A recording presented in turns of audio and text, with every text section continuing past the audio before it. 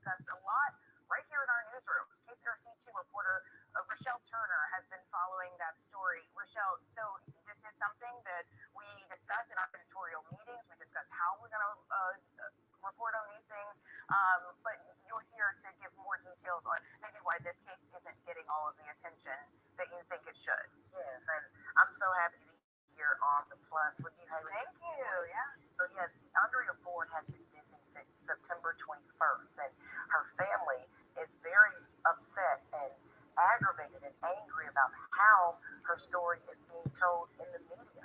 There are reports of Deundrea talking about her past, about something that happened, and her family believes that doesn't have anything to do with her disappearance. So I spoke with her uncle, and he was very upfront. He wants to be transparent about her disappearance, and he said her being a witness in a capital murder case does not have anything to do with the fact that she is missing. And he believes that tidbit of information is what's stopping Houston police and other agencies from really just trying to figure out exactly where she is. He's revealed that detectives found the van that she supposedly got into the car or got into the van with, a man.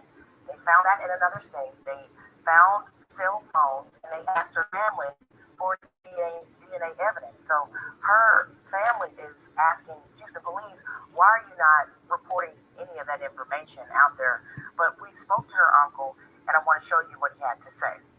At the end of the day, we want Deundrea back. We want answers. We want any of the two. Kevin Carrier says it's his mission to keep telling the world about his needs. Deundrea Ford. Rosemont has been missing for nearly a week. Tonight, police and family members continue the search for Deundrea Ford. Today marks 3 weeks since 21-year-old Deundrea Ford was last seen. September 21st is the last time anyone saw Deundrea.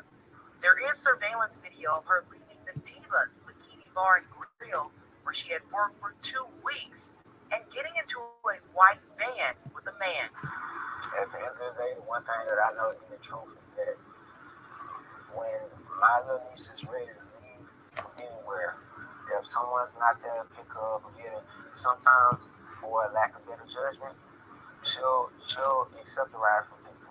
I mean, she's never had a problem with that in the past, and I've spoken with her about that in the past, but I just don't think we get it construed or twist anything, you know.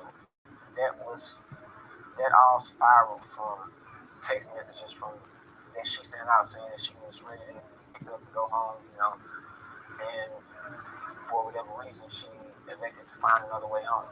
Carrier says police in another state detained the suspect and he was released. He also shared that police found the van and 2 phones inside. And now detectives want DNA from Ford's 4-year-old son. Put yourself in my shoes. I mean, what would you want me to do if I had that information? A quick Google search of Deundrea Ford shows headlines highlighting a different crime. Have you heard of Deundrea Ford? I have. I've been following it through the media reports, and of course, there were several things that stuck out.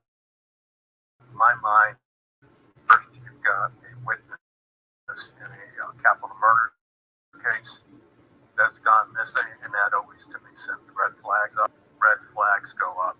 So it's kind of disturbing to me that nothing has been either reported on her whereabouts or what happened. So right now, just from looking at it objectively and just looking at it from just looking at the reports that I've seen, I'd probably easily make the speculation that she went missing as a result of criminal conduct. Ford's uncle believes that criminal conduct is not connected to her disappearance and it's just a distraction. It was a drastic narrative. People started putting the fact that she was witnessed a capital murder. A friend of hers was killed in front of her, you know, and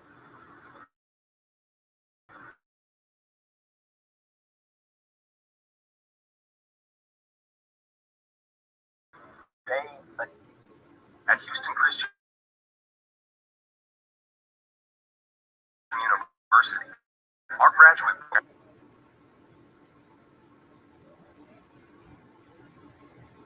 attach this story to her being missing.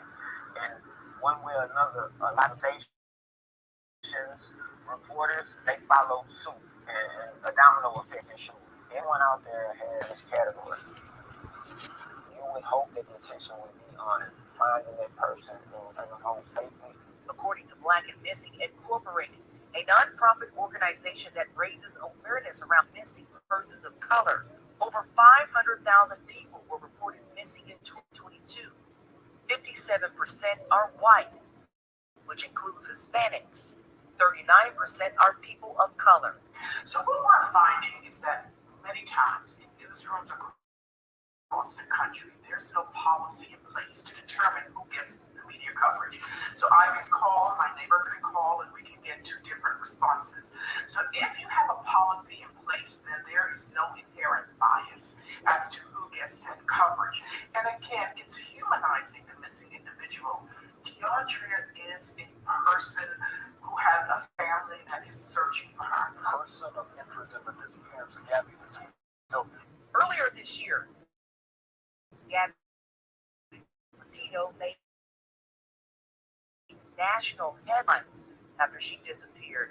Law enforcement spent days searching for the 22-year-old and found her remains. The story of Natalie Holloway has been on major networks for more than 18 years. So what's stopping Deundrea Ford's case from getting our attention? Day one, I do believe nowadays it's sad to say, but your complexion brings about the attention that you get, whether it's good or bad circumstances nowadays. I hate to say it, black and brown men and women, we don't get our fair share of what we need. We don't get the same resources that the others get. well, I would kind of throw it back on where you work and the media. The media one is the one that determines who ends up getting on the news. Period. To me, everybody should be treated the same, and there should be the same amount of attention. I don't care who you are, what age you are, what race you are, what ethnic background. But the ultimate deciding factor is the media. As for Ford's family, they are not letting her case go cold. Deundrea turned 22 on October 24th, and her family hopes she won't be just another. Wants his mom home. My niece wants her sister home. My mom wants her granddaughter home. I mean, it's just that simple. Do you believe she's still alive? I believe she's still alive, and I'll carry the hope until I'm told otherwise. Now, HPD is still actively investigating this case. Now, Carrier, he believes that the man who gave his niece a ride is a regular customer at that establishment where she worked because he feels like someone there knows something. So his family is asking someone to speak up. Now, as far as Crime Stoppers, they cannot release a cash reward until they hear from the detectives in this case, talking about, this needs to be told. Yeah, so I see things going in circles here. I mean, I think that Indicon blaming, the media for some of this, that's worth reflecting on. But, the media we can't report on a lot of things when we don't have the information. It does seem like everything in this case is like red flag of criminal activity. So I'm wondering why, what are the police giving us? What are they saying? Yeah. That we could report on it. Do they have much information? Not very much. I'm checking in with Houston police all the time, and they are still saying this case is just under investigation. And that's the problem that Kevin Carrier wanted to highlight in his niece's case. That even though there's circumstances surrounding her disappearance, she's still a missing person, and he doesn't want it to be that she's a missing. What y'all think, Real Deal? What y'all think about this case? Y'all think she alive? Share your reaction over there in the box. Love y'all. I'm out.